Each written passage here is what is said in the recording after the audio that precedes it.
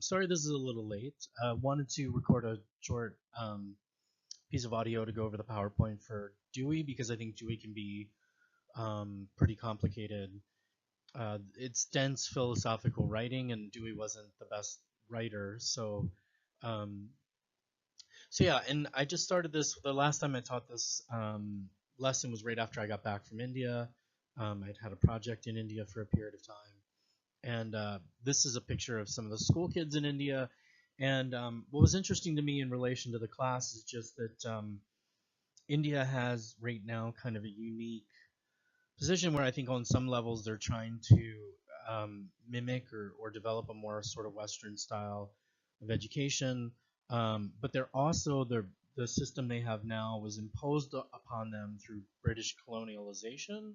So unlike the United States, where we kind of selected and developed our own system, however flawed it might have been in some ways, or sometimes um, we at least kind of got to work on it and tweak it over time and take some ownership of it. And I think India, it's this complicated issue because it was imposed on them through British colonization.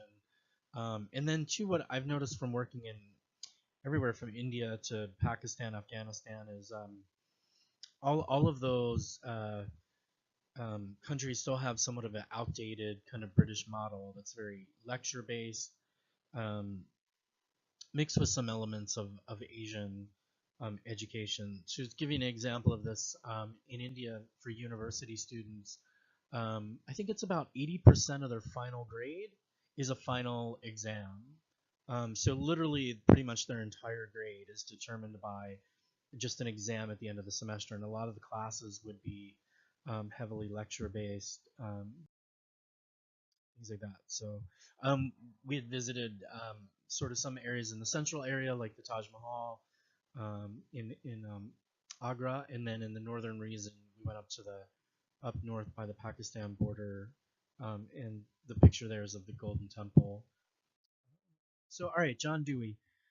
Um, Dewey is probably one of our most preeminent philosophers in the United States, and I think one of the most kind of popular and preeminent philosophers in the world.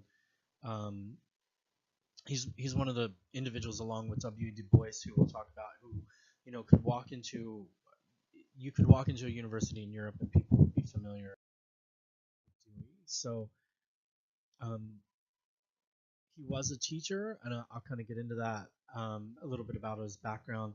So I want you to know a little bit about his description of education, how he responds to Rousseau, how he thinks of the nature of the child, some of the things he finds problematic with traditional schooling, and we'll talk a little bit about the role of the teacher for Dewey. I'll send you guys an inventory. It's kind of interesting. It's just a kind of online little test you can do, and it'll kind of situate you in a philosophical um, kind of domain. Not one. I mean, it'll tell you a little bit where you kind of lean towards and how much in this area you are versus others based on your answers. It could be potentially helpful if you guys write a philosophy of ed statement for a job. Um, so, all right, where Dewey opens the piece, he sort of says, look, education needs to be guided by certain principles, and it can't just be a reaction or just against something. It needs to also define what it is, and I think that's always problematic for Dewey because it would also become incredibly anti-Deweyan to have like a step-by-step process. Like step one, do this. Step For Dewey, that's not how education and teaching should happen at all. So it's a complicated thing, and I think the reason Dewey's been ignored more or less in schools is because it's very hard or difficult to unpack exactly what he was advocating and take it into a step-by-step process. And I think it's allowed other systems to kind of dominate. I thought I'd mention he mentions kind of a metal worker in it, and I think that's something philosophers do. It's like an implicit kind of jab or pushing of Plato. And so, if you remember in Plato, it was the idea of the myth of the metals, and people are made up of these different metals. And what Dewey is saying is, look, metal is kind of worthless as an ore. It's only valuable when human beings shape it into something and then attach a kind of meaning to it. Um, so that's what he's saying about the process of education. And I'll get into the different kind of dynamic between Plato, Dewey, and Rousseau in a little bit. So the other two concepts that are really kind of significant in Dewey is growth and development. These are sort of the aim or focus of education for Dewey. One example would be Dewey says education's never fixed, it's never completed. You don't just get a degree and then stop reading and you're done with it, for Dewey at least. He says it, so the quote I want you to remember, he says it's like our health, never fixed or complete. Um, and and I think that it's hard to explain growth and development for Dewey. I mean, he wrote books on these, and you could really tease these out. But what I would just say is, education for him should like create a kind of depth of experience. And I should really think of better examples of this. But one that comes to mind is I went to the Grand Canyon early when I moved out west, and then later I took an honors geology class. And we went out and looked at all these rock formations, and I completely geeked out on geology. And then I went back to the Grand Canyon shortly after this class, and I remember it was just this like looking at the canyon in a new way, like looking at all the different rock formations and having some idea of like how they were produced and the kind of geologic history, and so it's a depth of experience that occurs over time um, through education for Dewey. Another kind of key element of this, I think, would be to say like, Dewey thinks of different sort of forms of habit, and we might have certain forms of habit, like we get up every morning, we have a routine we go through, we have breakfast, we get in our car, go to work, whatever. And so what Dewey thinks is education's really good at developing you for those that in that kind of and of course there's those things are important. It's important to to structure your life in certain ways that helps you kind of get by. But for Dewey, there's this other element that happens in life where unexpected things happen, or all of a sudden we need to kind of rethink where we're at and sort of re-gauge what we're doing, and act in a way where there's a level of uncertainty, and there's not clarity. And do we think schools are really bad at developing or preparing students for those types of events and situations? And that for Dewey too, I think is sort of the goal or function here in the domain of growth and development. And to connect this back in, I mean, of course, like one of his primary focuses is democracy, and so politically too. I mean, as a country, we need to be able to face unexpected, unknown kind of issues and things that develop and kind of deal with them and work through them. Um, and I think in some ways, like his process of education and development and stuff like that are sort of like I mean, in some ways too, like what you would see in the scientific method. It's this process of sort of being interested in something, testing it, revising your original hypothesis, and a sort of adapting. And so, like here again, the a common phrase used with Dewey is student-centered learning, child-centered learning. I think that to me it's overly simplistic to say that, and I'll kind of get into why that is a little bit. But here it says directed by educators, and so to make something meaningful over time requires something that's sort of directed and connected. Um, so his response to Rousseau, to set this up, there's a concept in Greek philosophy called teleology, and this is the idea that everything has an inherent sort of nature kind of packed inside of it. So if I asked you what the nature of an acorn is, or what the goal or sort of teleology of an acorn is, you would say an oak tree. Like an acorn is going to become an oak tree, right? That's sort of an idea that Rousseau thought, and Rousseau had a tremendous influence on education. His first book was, or his seminal work, his main book, I would say, was all about education.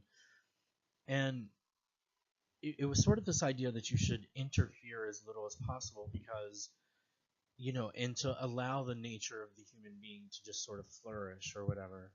Um, Now, Dewey says there's two inherent problems with this, and one is that, like for example, I have, I don't know, maybe 30 oak trees in my backyard, and so I have a ton of acorns, obviously, right? Um, I mean, it sometimes sounds like it's raining in my backyard in the fall with all the acorns.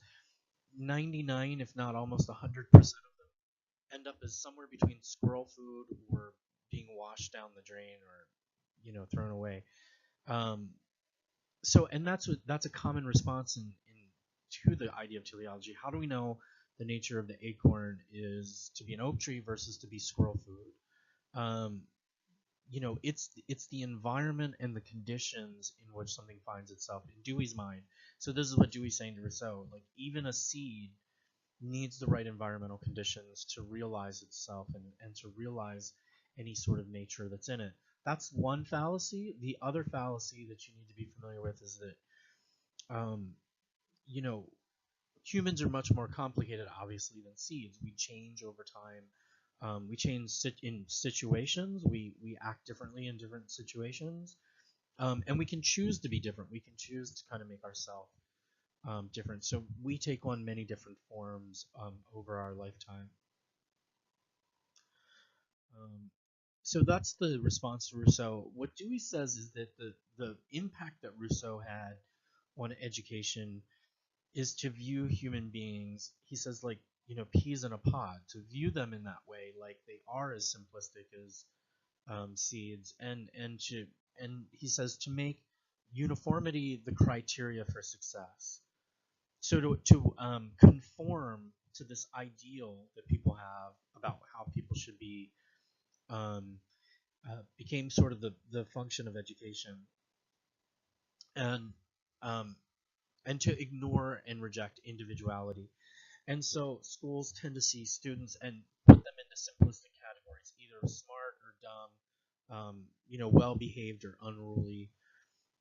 So we slot kids into these simplistic dichotomies because we don't see the individuality or value individuality. This is kind of a quote that hits. So I want to mention though that Dewey does. There are two factors that he does, in my mind, see as central to all students or children, um, and one is that children, by their nature, are inherently curious. So they're inherently curious.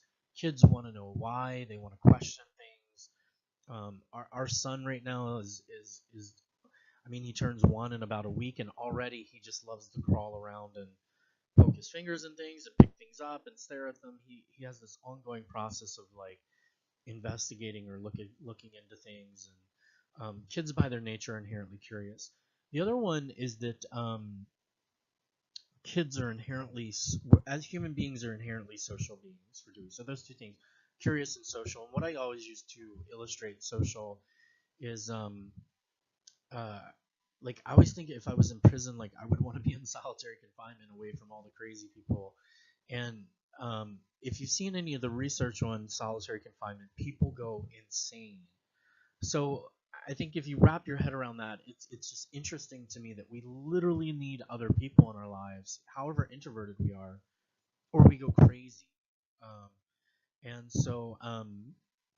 so that's what I think Dewey's sort of reference.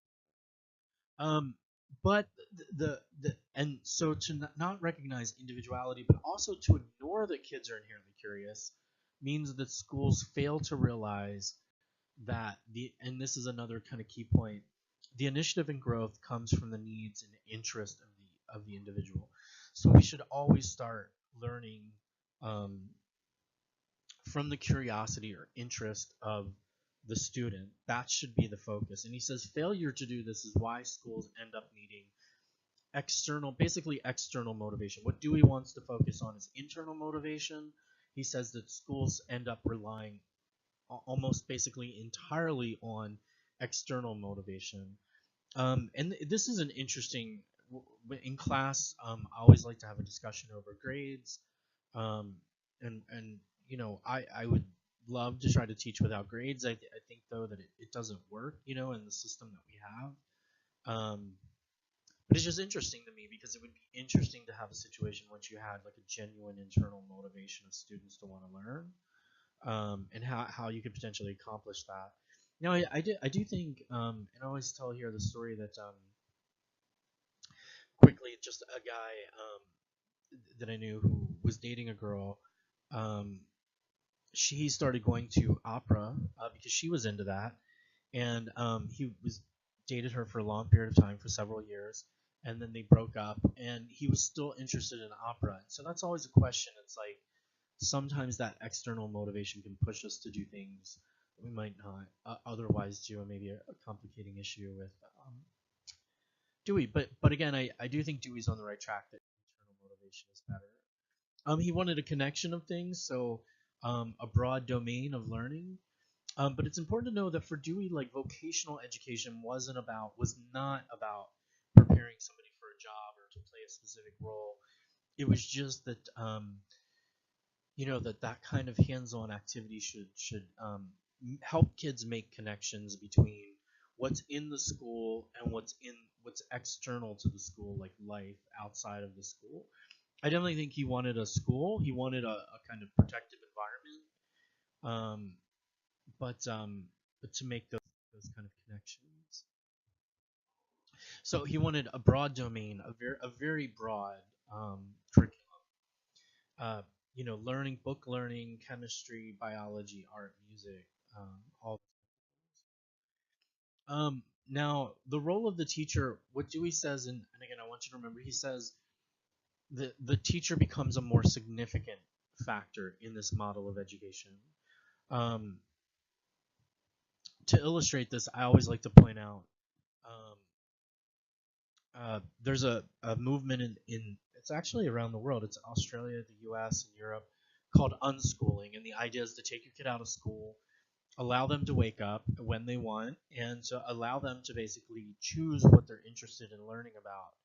And I always ask students how they think it, would turn out in real life, and a lot of people say bad, and that is actually true. Like, um, although the outcome is mixed, um, and those students who just kind of do what they want, it can turn out horribly. And I've seen examples where, um, kids are like around 14 and all of a sudden realizing that reading is important. And they just never, because they never really wanted to read stuff, their parents didn't push them to do that. And that's not something you can easily fix. You can't easily learn to read when you're 14 years old. Um, and so, yeah, it can be catastrophic and horrible. On the other hand, if the parent intervenes and guides the child, it can actually be effective and successful in some situations. And Dewey's saying that's what happens here. Like, you need a teacher to guide and modify the environment and foster things. And if you watch the video I showed you, on if students develop their own schools, like, it starts off looking like the students do everything on their own, and then over time you see that the teachers actually intervene um, and guide them along the way. Um, but Dewey says the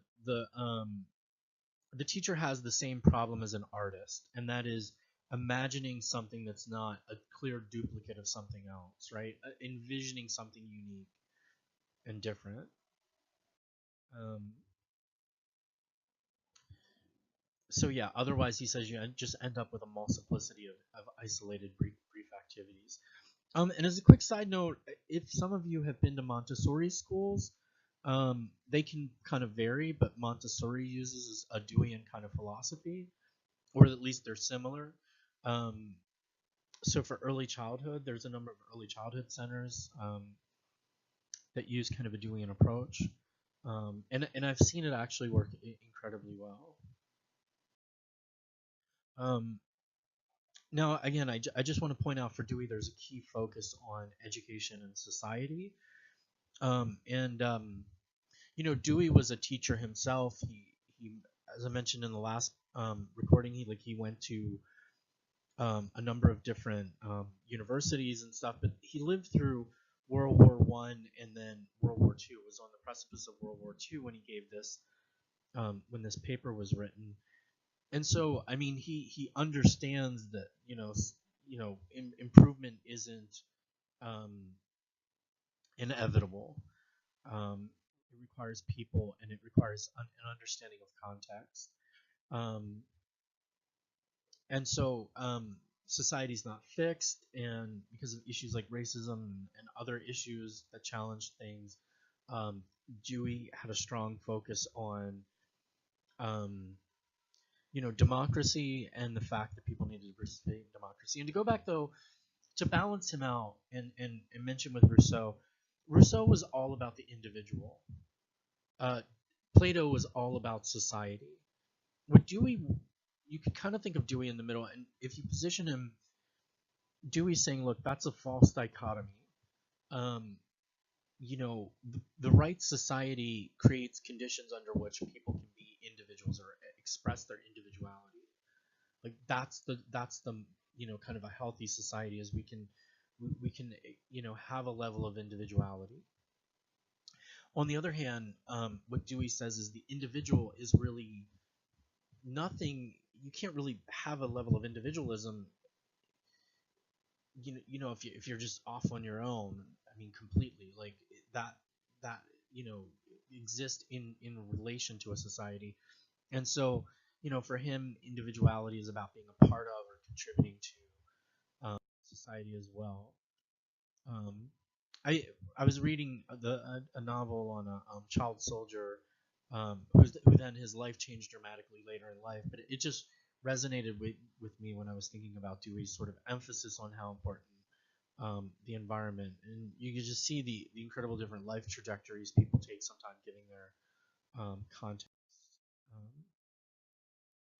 this I want you to be familiar with. The end and value of what is learned is its application in improving the common life of all. And at least there's a host of research in psychology that indicates that um, genuine happiness or fulfillment comes when we are able to get to a point where we make a contribution beyond ourselves. Um, so I hope this um, yeah, hopes this helps describe things a little bit better. Again, I know the reading is a bit dense and a little bit confusing. And if you have questions or one thing is explained or clarified, please let me know. So again, I hope this helps.